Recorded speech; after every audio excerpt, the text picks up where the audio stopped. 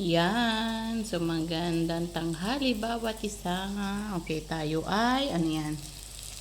Nagluluto tayo ng tokwa. Okay? Tokwa. Tay, tofu. Sa English. Okay. So, yan. Of course, kain-kain na tayo. So, we need to cook. And then, of course, ito rin, nagpe-prepare ako ng, yan. I-grind natin yung sibuyas, yung carrots, tapos may bawang.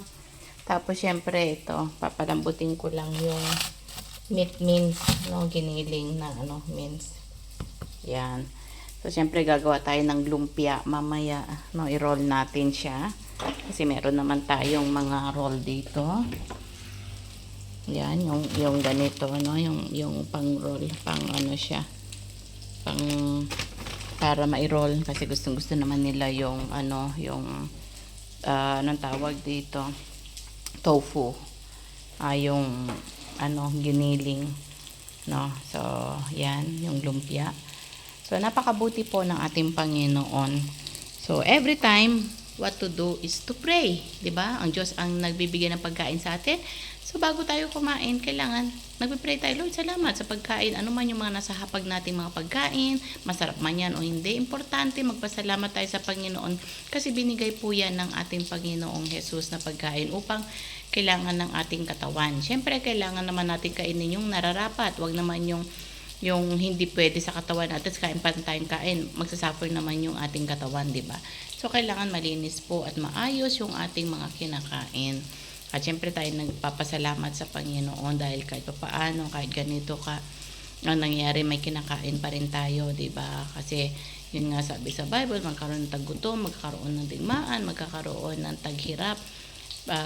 Dahil ito yung talagang mga sign, dahil malapit ng ating Panginoon, pero na dumating sa ibabaw ng lupa, pero hindi niya tayo iiwanan. Kasi naalala ko sa Bible, sabi niya na walang anak ng Diyos na nagbibigay ng kanyang pagkain. So God is our supplier, no. Nagbibigay ang Panginoon ng pagkain, no. Hingi tayo sa kanya, bibigyan niya tayo. Of course, hindi man nababagsak sa harapan mo yung pagkain. Siyempre, ito ay through our works. Kailangan magtrabaho rin tayo, tapos ibili natin ng pagkain, magluto tayo. Siyempre, may preparation yan para makain din ng ating katawan, di ba? So, yan, lagi tayo magpasalamat. So, nanalangin ka na po ba? Okay, kung nanalangin ka na, hindi pa, okay lang. Kung ikaw naman ay hindi pa nanalangin, makipag-isa ka. Because every time I was saying na prayer is a powerful and effective. So, habang tayo ay nagluluto, ihinain lang natin yung apoy. Kasi magpapray tayo. Okay, let's pray. Makipag-isa ka, ikaw na nanonood. Okay, kung kumakain ka, is good. Pasalamat ka.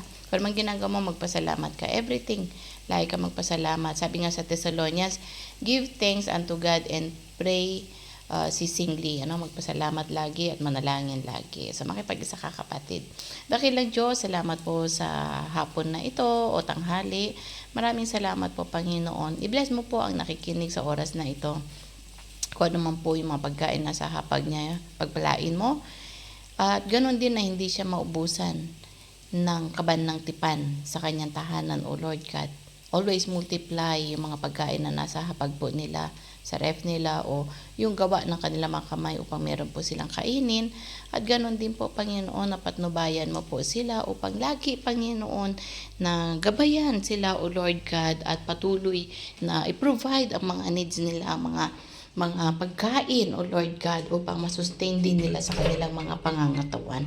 Lord, patuloy kang kumilos, patuloy kang maghari sa kanila, at patuloy na ikaw ang Diyos na kanilang kailangan. I-bless mo po sila, Panginoon, na masagana, O Lord. I-bless mo na rin ang bansang Pilipinas, Panginoon, na hindi po magkaroon ng shortage or pagkukulang sa mga pagkain. Ang bansang Pilipinas na laging magkaroon mga bigas, Panginoon, mga fruits, yung mga trees, i-multiply mo, Panginoon, magbunga lagi, mga isda, Panginoon, lagi silang maraming anihin, maraming makuha mga isda, O Lord God, at pagpalain mo rin, Panginoon, namin bansang Pilipinas, at yung mga iba pa, upang makasupply kami sa ibang country, or maka-export din and import ang bawat isa na country, Panginoon. Maraming pong salamat, O Lord. Patuloy na maghari ka, patuloy na pagpalain mo, at patuloy, Panginoon, na bless mo ang bawat isa, O Lord God. Salamat po sa mga nagugutom. I-feed mo po sila, bigyan mo po sila ng maraming pagkain pa, Panginoon, upang meron po sila na hindi po sila magutom, O Lord God. Marami pong salamat, Panginoon. Ito po aming nihiling sa pangalan po ni Jesus. Amen and amen. So muli, shalom, shalom. May the Lord God bless you. Bye for now.